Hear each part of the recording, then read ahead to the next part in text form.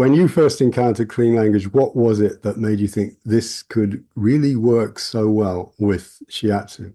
Well, the first thing was this sensation that I immediately came in contact with my body. I immediately had access to my body.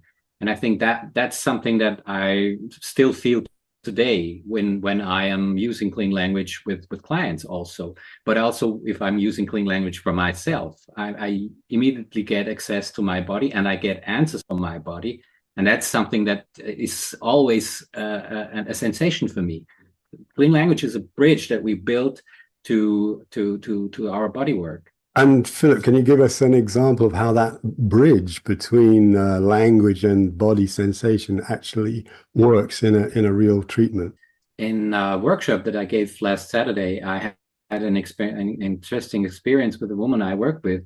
She was having pain in her right shoulder, right up here, and we were exploring with clean language. We were exploring this pain, and it was very interesting. And she had immediate access to this pain, and she could work with it. She could accept it, and while we were working, the pain disappeared, and it went to the other side, and the other side was feeling that pain also, and then we started to work on that on the left side, and then suddenly something came up like there is grief and so on. And she was very surprised that she, started on the right side, ended up on the left side, and ended up with sort of a feeling of a grief. And she later said that gave her a whole picture about what it is all about. And I think that's the whole thing about clean language. It gives us a greater picture.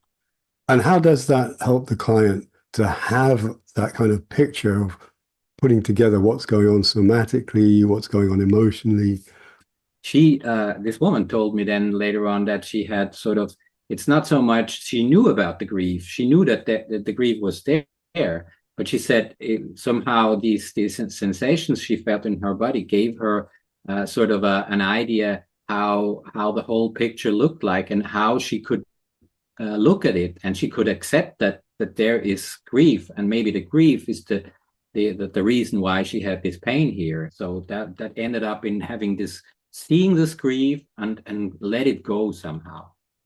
How does clean language influence the relationship between therapist and client in the body work?